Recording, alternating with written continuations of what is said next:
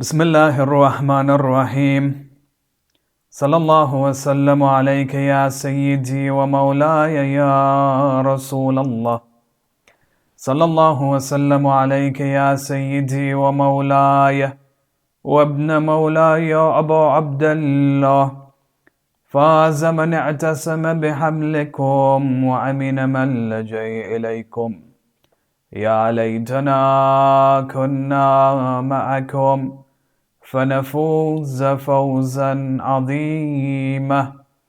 الحمد لله رب العالمين، والصلاة والسلام على أشرف الأنبياء والمرسلين سيدنا ونبينا وحبيب قلوبنا والشفيع لذنوبنا وطبيب نفوسنا أبي القاسم محمد، والصلاة والسلام على أهل بيته الطيبين الطاهرين المعصومين المظلومين، ولعنة الله على أعدائهم أجمعين إلى قيام يوم الدين.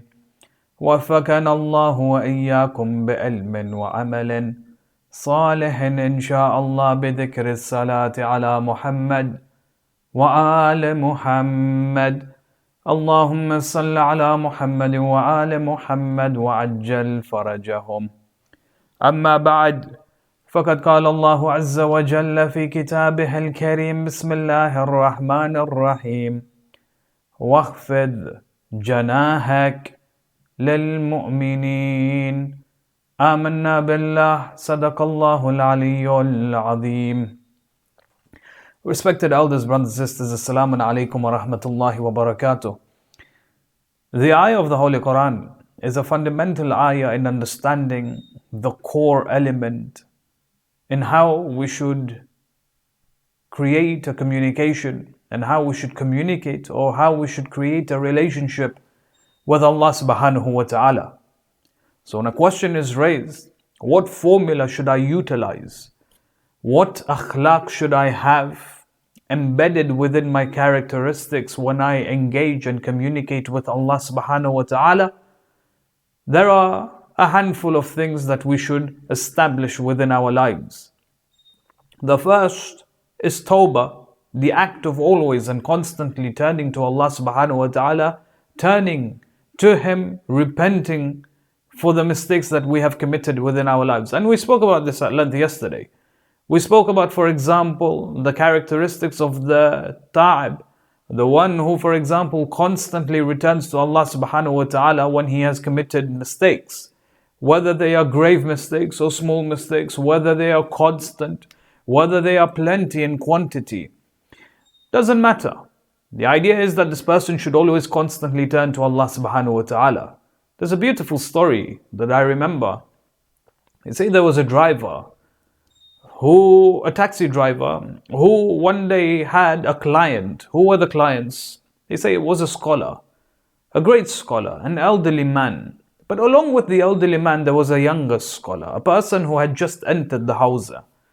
So he wore the libas, the way I am wearing the clothing of a scholar, and he sat in the taxi with the elderly scholar. Now this young scholar, he was young, he was very young, he was, a youth. And so as they drove from Tehran to the city of Qom, the taxi driver narrates, he says, I was driving the old scholar and the young scholar. Now along the way, the young scholar began to make statements. He began to speak in a very rude way. Just naturally, not to anyone, but just naturally began to use, for example, rude words. He began to, for example, complain and just be very rude in his behavior. So the old scholar, what happened was, when this young scholar began to speak in this way, the old scholar saw the face of the driver. And the face of the driver, it changed. It's as if when he heard the young scholar speak in such a way, he lost all respect for scholars. And so the elder scholar, he was very, very uncomfortable the way the driver changed his face. When they reached the city of Qom, when they reached the destination, the old scholar and the young scholar left the taxi. They left the cab, and the old scholar went and he came to the driver and he said, listen, this young man, his heart is still full of fire. does not have wisdom with him. He may have knowledge, but he may not have wisdom. He may not have, for example, that level of spirituality where he is able to control his tongue, where he is able to control his desires. He's still young. We were all young once upon a time. You know how it is. Upon which the taxi driver, he said, Allah, it's not a big deal for me. It's not something that I think about. It's not something that I worry about. Wallah, he says, Wallah, Sayyidina, if you or him were to smack me and hit me, I would still not lose respect for you because of the clothing that you wear. Now the old scholar, when he heard these words, he was baffled. He said, look, we as scholars, we have a responsibility as well. As in, if we were to, for example, harm you or oppress you, we're not immune from criticism. We're not immune from you to retaliate against us. So why do you have such high respect for the scholars? So the taxi driver replies, he says, it is because I too used to be a very disobedient youth in my younger days. And it's because of the guidance of a scholar that I was able to change my life. He says, in which way? He says, when I was young, I used to steal from people. When I was young, I used to, for example, take away the wealth of the people. When I was young, I used to con people. When I was young, I used to commit all of these crimes that Islam has made forbidden. So one night, I naturally, out of nowhere, I developed a feeling to go and attend one of the majlis that was being held in my local masjid. He said, I went to the masjid and I sat down. It was black everywhere. The walls were black, there were banners, this, that, the alams were up. And then the speaker sat on the minbar and the speaker began to give a lecture. And I say to you, oh Sayyid, that lecture that he gave that night, it was the most powerful lecture I had heard. The speaker himself was very eloquent. The speaker himself made so many good points. And then towards the end of the lecture, he turns to the crowd and he says to them, he says, O men and O women, O Azadar of Imam al-Hussein alayhi salam, tonight is the night of Tasu'ah. Tonight is the night of Abu Fadl al-Abbas. Now amongst the Iranian culture, the 9th night of Muharram is the night dedicated to Abu Fadl al-Abbas. He said, when I sat there in the crowd, I had no idea whatsoever that it was the night of Muharram. I hadn't even known that we entered the month of Muharram. But I sat there and he began to recite the Masa'ib of Abu Fadl al-Abbas. How Abbas goes towards the Furat. How his hands are taken away from him. How the right eye is pierced with an arrow. And the communication, the words that he exchanges with Abu Abdullah alayhi salam in his final moments. He said, when the Masa'ib of Abu Fadl al-Abbas was being recited, it shook me from the core. And I began to cry, and I began to cry, and I began to cry. I said to myself, Abu Fadl al-Abbas is the one who gave everything he had towards the religion of Islam. I have inherited his madhab, I have inherited what he gave his life for, and I have abused it, I have thrown it back to the face of Abu Fadl al-Abbas. He said, after the lecture, I went to the speaker, and I said to the speaker, I said, is there tawbah for me? Upon which the speaker said to me, he said, absolutely. He said, no, but you don't understand. This is my life. This is what I've done. This is how much money I've stolen. I've become rich because I have taken money from this person, that person, this person, that person. Is there tawbah for me? Upon which the speaker replies, he says, by God, there is tawbah for you. But there are two conditions. For Allah to accept your tawbah, there are two conditions. He says, tell me, what do I have to do? He says, number one, leave this city. Because of your friends, leave this city. If you migrate and you abandon the friends that you have now, you will become a better person. But as long as you are in this city, your friends will pull you towards evil. He says, what's the second thing? He says, the second thing is that all of the wealth that you have gained, give it back. Start from zero. This is your tawbah. These are the steps of your tawbah. Tawbah is not meant to be easy, not for anyone. It's not the case where I, for example, sit back on the sofa and I turn on Netflix and I chill, and at the same time I say Astaghfirullah Rabbi wa atubu ilayh. There has to be a practical commitment that I never go back to that sin that I have been committing. So this person, he says, I migrated, I came to the cities of Tehran, I left my friends, I left everything behind, and I gave all of the wealth that I had back to the people that I stole from.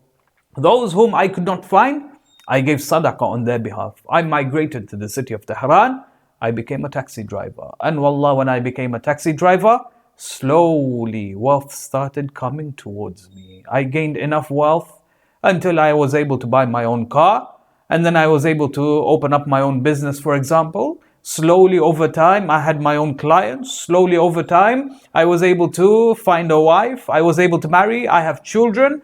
And then after time, I was able to purchase my own home. He said, everything that has come from me, everything that has come to me, all of the rizq and the sustenance and the goodness and the blessings that has come to me from Allah subhanahu wa ta'ala is because of the change that I made.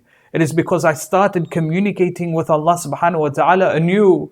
It is because I turned to Him and I moved towards Him by leaving my old life behind. So this is one of the ways in which we communicate with Allah subhanahu wa ta'ala.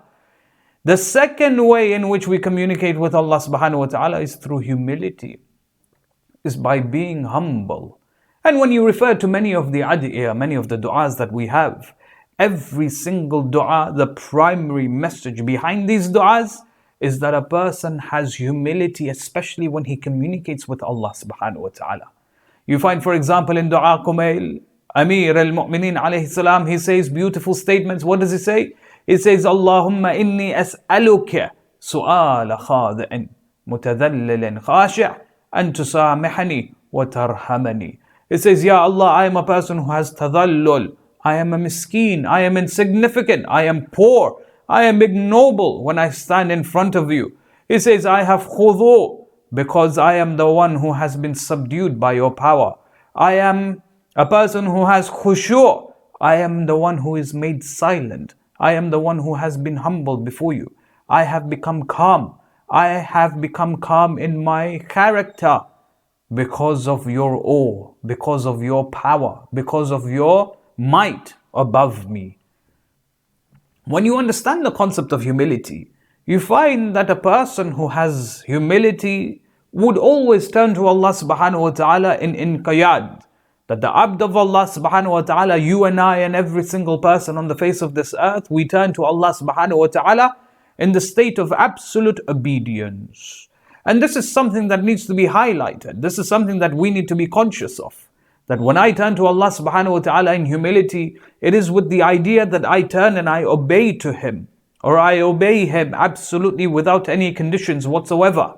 That Allah subhanahu wa ta'ala has decided and deciphered a law that I should practice. I have no right whatsoever to turn to Allah and say, Ya Allah, I understand your power and I understand the might that you have, but I will not follow your haram.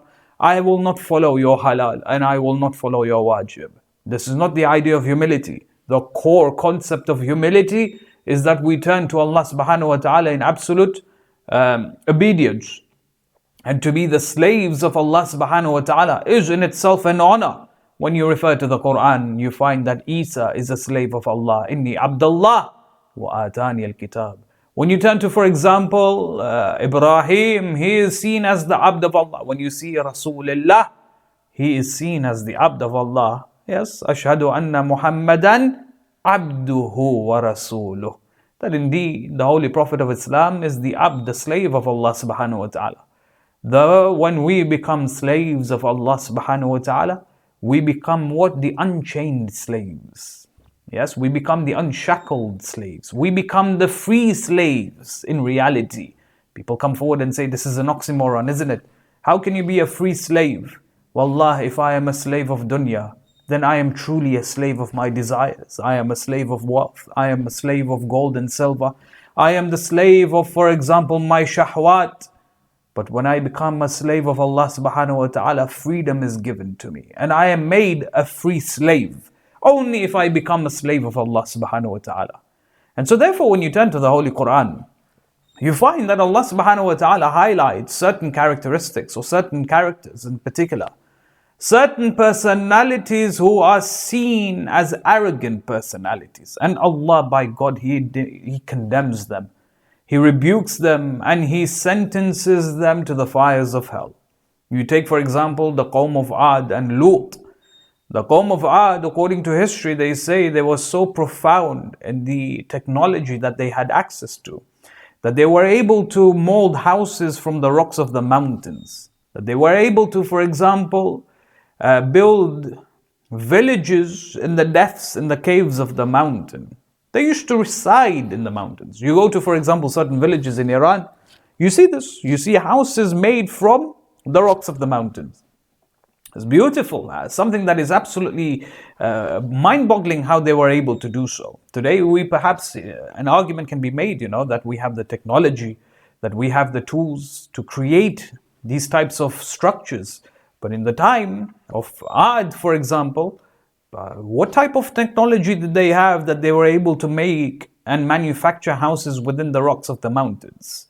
And so, when they were able to do such great things, they turned around and they said that it is because of our knowledge, it is because of our skills that we were able to do such things. It is not because of the tawfiq of Allah subhanahu wa ta'ala, it is because of our own power. Allah subhanahu wa ta'ala destroys them with an earthquake. Allah destroys them, their homes, their villages, everything is taken away from them.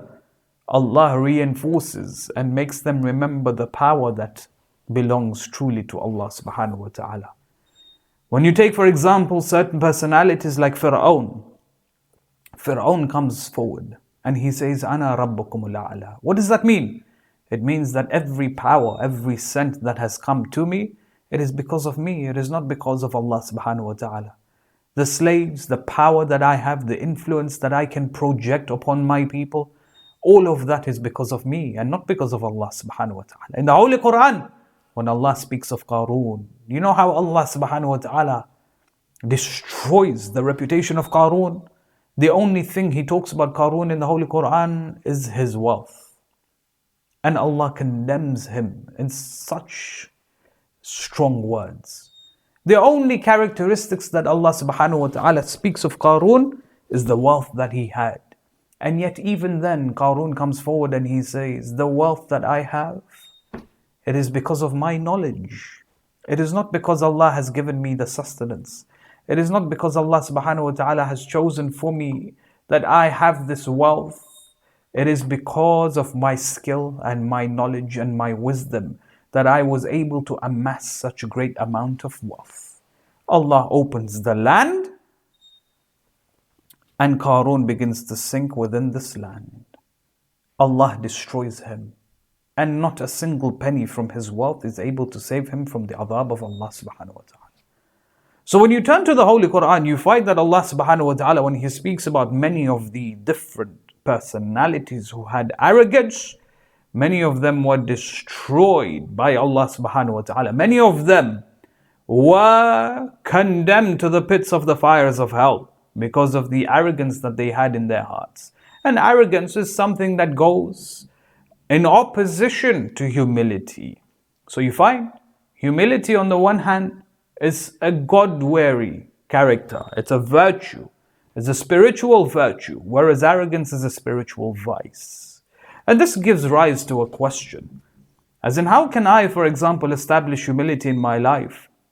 And why is humility such emphasized in the Holy Quran? The reason is because humility, or the idea, it reminds us of our position in relationship to Allah subhanahu wa ta'ala.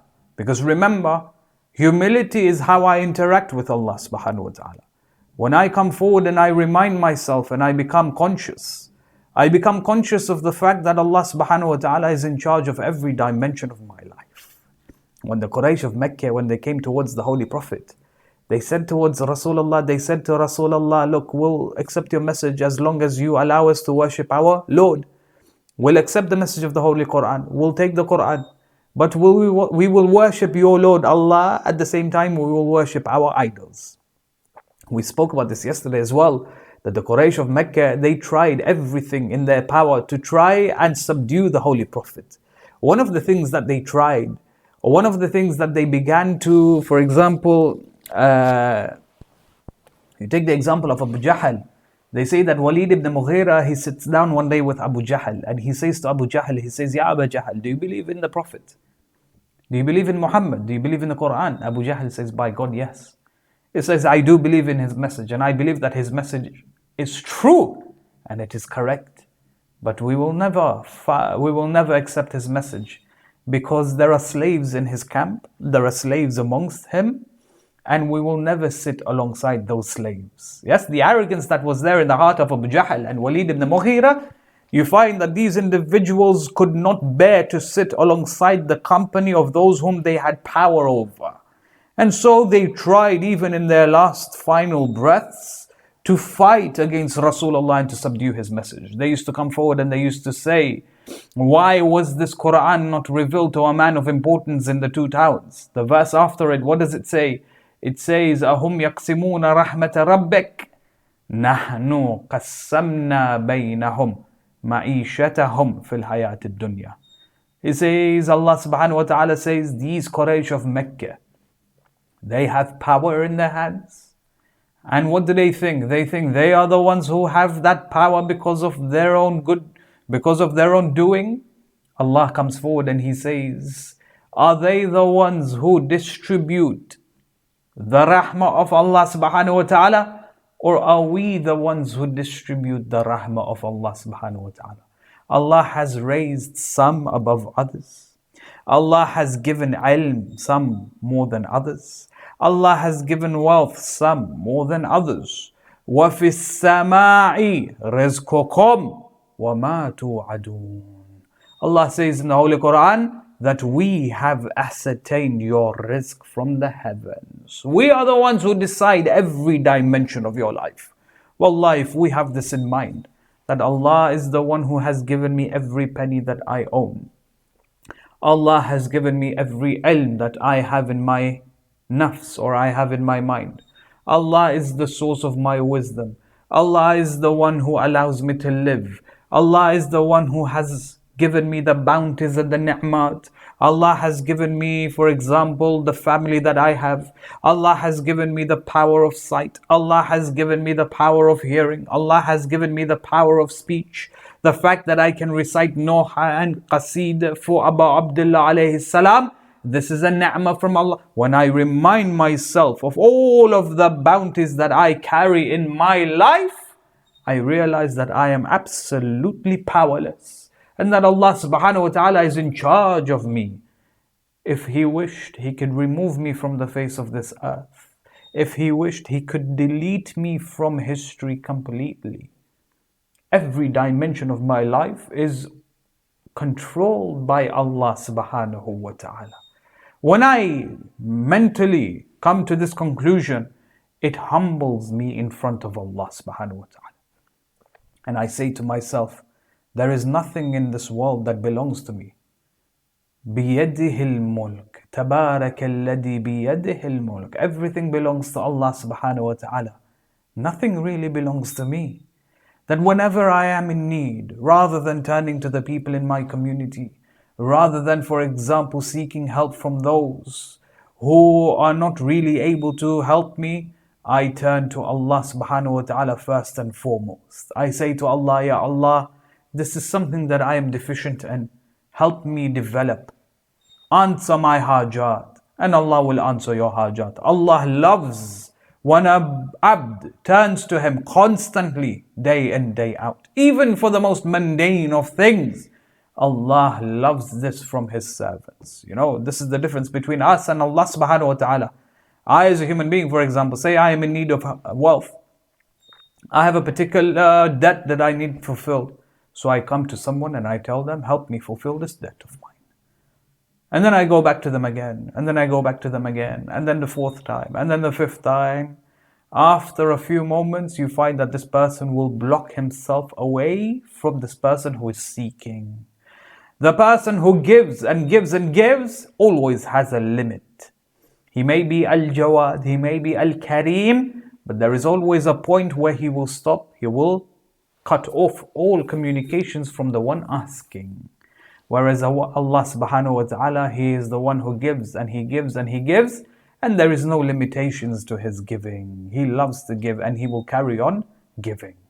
And so therefore, having understood that humility comes about when I remind myself that I am absolutely powerless in front of Allah subhanahu wa ta'ala, a profound question is raised. And that question is humility natural, or is it something that is earned and something that is developed?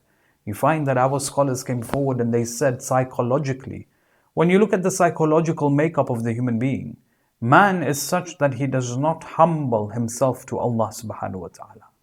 He will succumb himself to his moral vices. Tadarru', khushu', tadallul, being humble and being low in front of Allah subhanahu wa ta'ala is something that has to be earned. It's something practical that has to be established first and foremost within our lives. It doesn't come naturally. The human being, for example, when we develop ourselves, when we become more knowledgeable, we may judge others based on the knowledge that they have. If I become a rich person, I judge others based on the wealth that they have. If I am a wise person, I judge others based on the level of wisdom they have.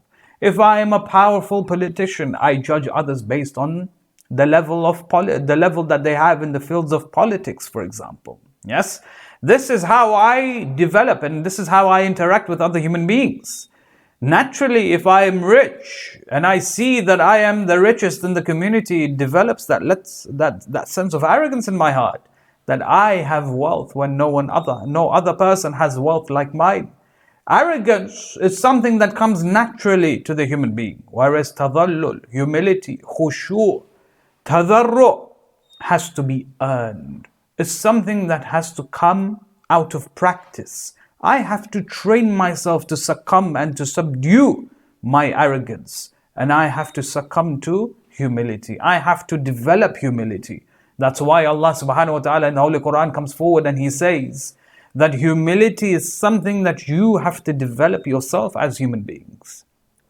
La tamshi fil ardi maraha. As Luqman says to his son, he says, do not walk onto this earth or on this earth with arrogance, like as if you own this earth. Yes. If a person does not look after his spiritual makeup, he will walk on this earth arrogantly. But that feeling has to be subdued. That feeling has to be extinguished. Otherwise, that fire will roar in their hearts. You find, for example, Allah subhanahu wa ta'ala, to emphasize such importance of humility, He turns to Rasulullah, He says, وَخْفِضْ جَنَاحَكَ لِلْمُؤْمِنِينَ. He says, Ya Rasulullah, lower your wings when you interact with the Muslims around you. Yes, Sahih, you are the greatest creation of Allah subhanahu wa ta'ala. The world in its entirety was created because of your nur. You are the most powerful human being in this face of this earth. You are the most knowledgeable human being on the face of this earth. But even then, show humility towards your companions. Wallah, I say this to all the leaders in the world. Show me a single leader of the world who has humility, that they are able to show humbleness even to the beggars of the roads and the streets. Amir al-Mu'mineen alayhi salatu wassalam. When you read some of the narrations that speak about the characteristics, that speak about the profound nature of Amir al-Mu'mineen alayhi salam, you would be in shock and awe as to how much of creation is indebted to Ali ibn Abi Talib. But then you come forward and you see how he used to behave with the beggars of Kufa, how he used to look after them, how he used to nurture them, how he used to, for example, look after the widows and the orphans. It is because of the humility that he established in his life. So you find that on the one hand, Allah subhanahu wa ta'ala turns to Rasulullah and He says to him, Ya Rasulullah, despite your profound position, be humble to your companions. Do not be a dictator in front of them. But then at the same time, He turns to the ashab. He says, Ya ashab al-Nabi, لا ترفعوا أصواتكم فوق الصوت النبي. You also have a responsibility of establishing humility. Do not raise your voices above the voice of the Holy Prophet. Do not shout or do not scream or do not show your authority above the Holy Prophet through your voice, let alone your actions. Yes? So you find that the command of humility is given to the greatest prophets of Allah subhanahu wa ta'ala, but also to the normal human beings. That both parties, regardless of your position in the eyes of Allah subhanahu wa ta'ala, you need to have humility. You look at, for example, the tradition of Nabi Musa. Allah subhanahu wa ta'ala reveals to Musa, He says, "O Musa, you are aware that I have made you." He says to Musa alayhi salam, He says, "O Musa, are you aware as to why I have made you a superior being above all the others? Do you know why I have coined you as Kalimullah?" He says, "Musa, do you know why I have given you this position, despite you living in a society where there are many others?" Musa says to Allah, he says, "Ya Allah, why?" He says, "Oh Musa, it is because of your humility. I have seen your nation and I have seen the people in your society, but there is none equal to you in humility and in modesty. O Musa, when you go into sujood, you begin to rub your cheeks on the ground." He says, "Wallah, I love this act of yours, O Musa, that I have raised you." This is a beautiful formula that Allah subhanahu wa ta'ala is giving us. Pay attention to this point. Show humility to Allah, and Allah will raise you in the eyes of the people. Humility is not something that comes naturally. The brilliant example is the example of whom? Shaitan al-la'in al-rajim. If you and I think that we have iman, that because we follow the wilayah of Ali ibn Abi Talib, we are safeguarded from being humble or from being arrogant. We are safeguarded from arrogance. It doesn't work that way. Look at Shaitan in Nahj al-Balagha. Amir al-Mu'mineen alayhi salam says that Shaitan worshipped Allah for yonks, for years, thousands of years. And we do not know which type of timeline we're talking about. The time of this world or the time of the hereafter. But even those thousands of years of worship, he developed arrogance in his heart. And he was not safeguarded from the evils of arrogance. Wallah, I say to you, my dear brothers and sisters, humility is something that is earned. It's something that is developed. You take the example of Muhammad ibn Muslim, one of the greatest companions, a faqih from the fuqaha of Ali Muhammad, a companion of Imam Baqir and Imam as-Sadiq alayhim as-salam.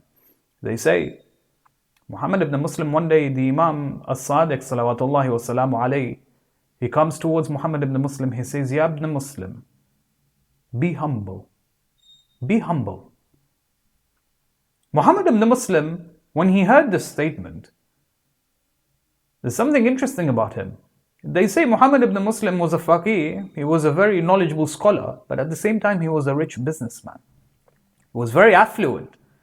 He was a rich businessman, and when he heard these words of Imam Sadiq alayhi salam, he said, "Now I have a responsibility and I know exactly what I need to do to be humble." So he goes into the markets and he buys kilos and kilos of dates.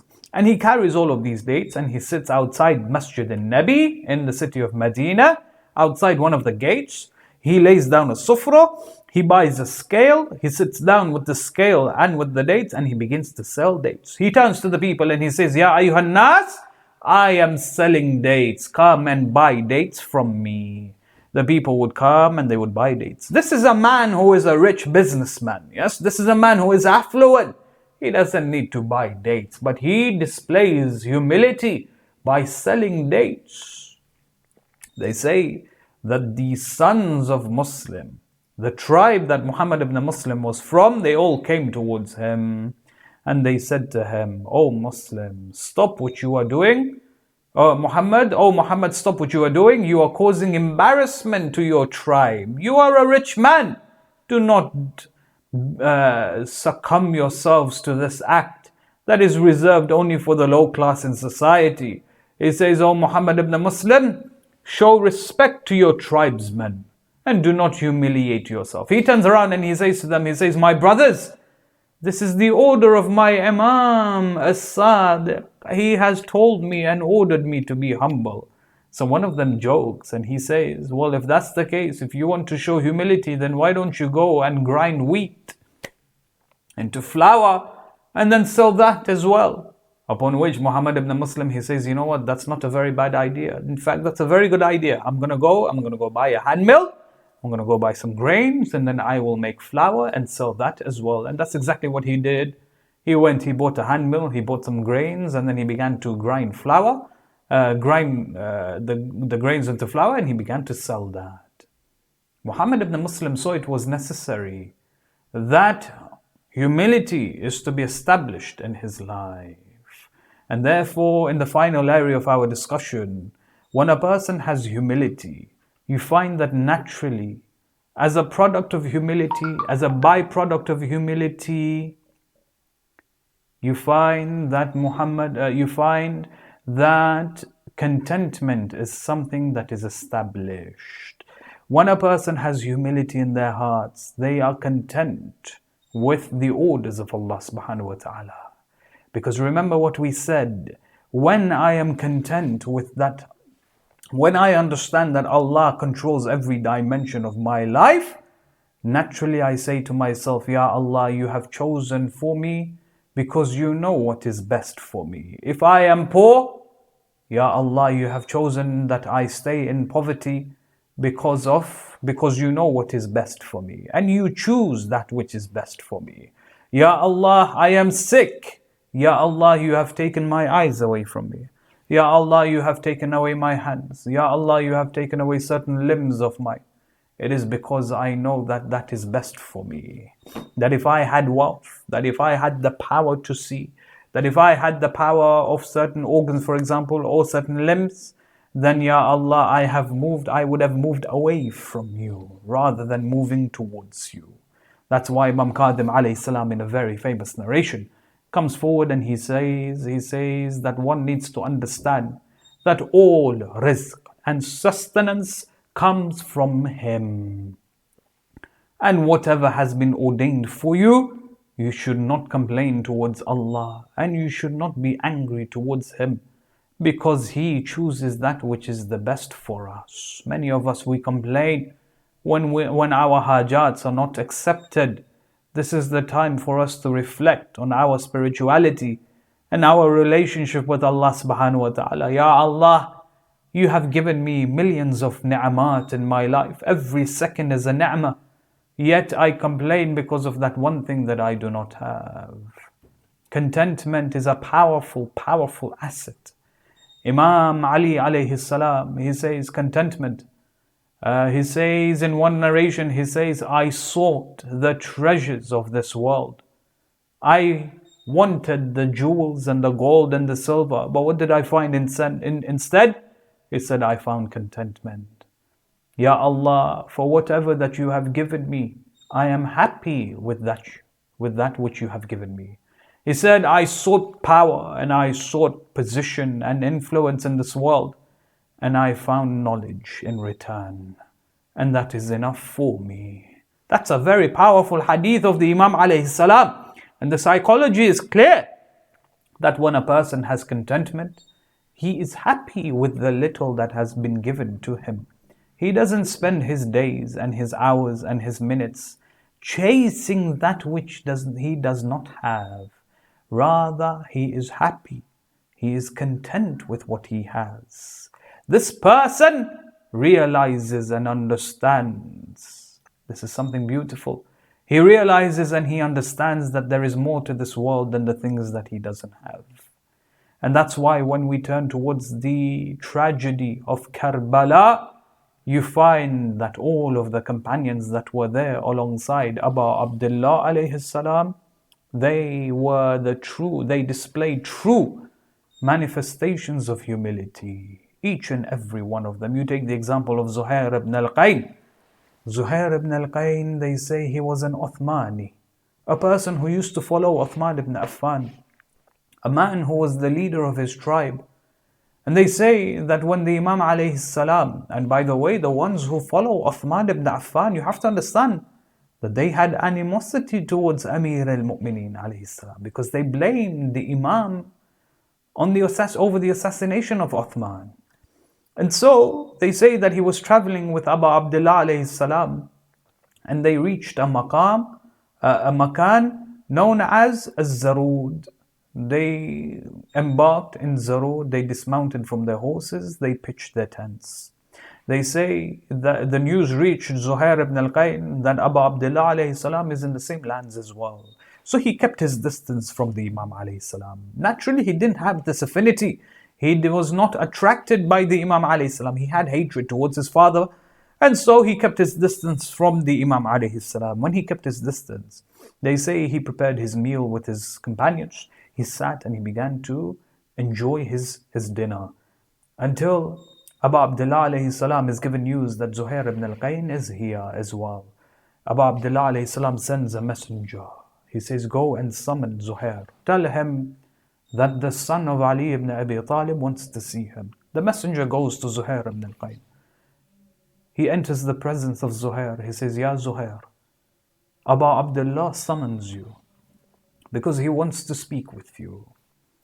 Zuhair ibn al-Qayn, he behaves as if the worst thing has happened to him. So he goes to his wife. He goes to his wife Dailam, and he says to her that Abu Abdullah has summoned me. Dailam, she responds. She says, you should be lucky that the grandson of Rasulullah has summoned you. Go to him and see what he has to say. They say that Zuhair ibn al-Qayn, he goes and he enters the presence, the tent of Abu Abdullah alayhi salam. And the narrations tell us that it's a very short, very, very short correspondence that takes place between the two. He goes in, quickly he comes out. When he comes out, he comes to his wife. And the narrations don't tell us what happened between that interaction between the two of them. But as soon as he comes out, he comes back to his tent. He begins to pack up his things. He begins to pack up his suitcase, so to speak. He turns to his wife and he says to his wife, Ya Daylama, I am now divorcing you. He says, why? He says, I am joining the camps of Abu Abdullah alayhi salam. And there is no return for me. I am divorcing you. Go back to the cities of Kufa and live the rest of your life. Dailam says, how dare I leave and abandon Abu Abdullah as well? If you are joining him, then I will join you as well. And she joins him. And both of them are there in the 10th of Muharram. So you find the humility that was displayed by Zuhair ibn al-Qayn. On the 10th of Muharram, they say that when he goes and he fights valiantly, when he is struck and he is killed, Abu Abdullah alayhi salam, he says, Ya Allah, may your curse be on the ones who have killed Zuhair ibn al-Qayn. They say that Zuhair ibn al-Qayn and Hur ibn Yazid al-Riyah both entered the battlefield one after the other. Hur went first, and then according to some narrations, they say Zuhair went as well after him immediately, to show the world that they were both repenters. They both rejected the message of the Ahl al-Bayt, but sooner or later they both joined the Ahl al-Bayt as well. They fought together, one after the other, to show the world that they both repented together, and that they were both killed together, and that they will both enter the kingdoms of heaven together. But tonight is the night not for Zuhair, tonight is the night for Habib ibn Madahir and his best friend Muslim ibn Awsaja. Oh Allah, if you want to understand the true understanding of friendship, Al-Qareen, it is the relationship between Habib ibn Madahir and Muslim ibn Awsaja. When Habib enters the tents of Abu Abdullah alayhi salam from Kufa, he comes running to Abu Abdullah alayhi salam, and there is a commotion. He embraces Abbas and he embraces Abu Abdullah alayhi salam. When the commotion, when the loud cries are heard by the women, Zainab asks and she says, who has arrived to support Abu Abdullah? Upon which they said to her, they said, Ya Zainab, it is Habib ibn Madahir who has come. She said, send him a message. Tell Habib that Zainab sends her salams to him. The messenger comes to Habib ibn Madahir and he says to him, Ya Habib, indeed Zainab has sent her salams to you. Habib then begins to strike his face and he begins to strike his head.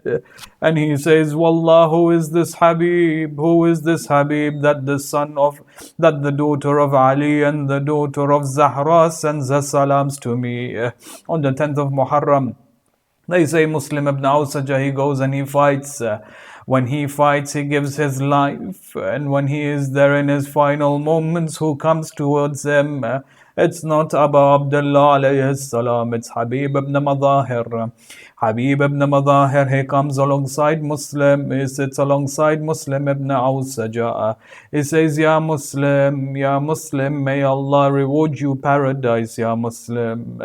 Ya Muslim, Wallah, if you were to leave behind a will, I would take on the responsibilities to fulfill that will of yours. I would make sure that your will is executed. Muslim turns to Habib, he says, Ya Habib, I have one thing for you, I have one wish and one request for you. This is my will for you, Ya Habib. He says, Ya Muslim, what is it? He says, Ya Habib, that man, that Gharib al-Ghadiri, show support to him. The stranger of Karbala, he calls out, Hal min nasirin yansurna. Do not abandon him, give your life for him. Then Muslim ibn Awsaja leaves this world.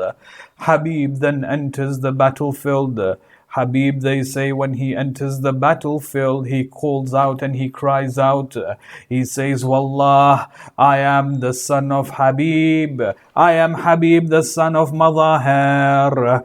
I have been prepared for this moment. I am mounted on my horse, ready for war in the midst of fire. He says, Wallah, even though your numbers are greater and your ornaments are superior, but you find that we are more loyal, we have more meaning, and we are steadfast compared to you. He fights, Habib ibn Madahir, he fights and he fights valiantly until one man approaches him and strikes him with a severe blow. When he strikes Habib ibn Madahir, Habib then falls from his horse onto the ground. When he falls onto the ground, he is wounded. He's now in his final moments, but he tries to stand on his feet. He tries to get up, and it takes him time to get up. This is Habib, who is now nearly 90 years of age, so he takes his time to get on his feet. And when he does get on his feet, a second man comes behind him and strikes him on his neck, separating his head from his body. Wa Husayna wa Aliya. Why do I mention this? This is important. Why?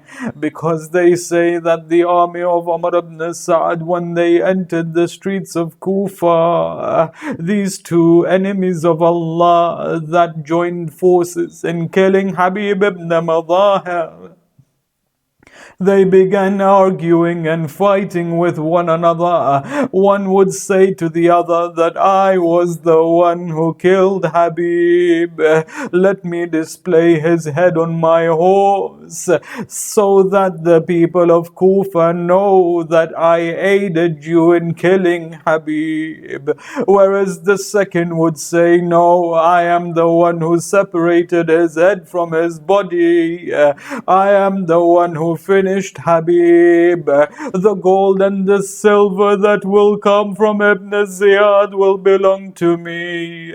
They began fighting. They began competing with one another. Who was responsible for beheading Habib ibn Madahir?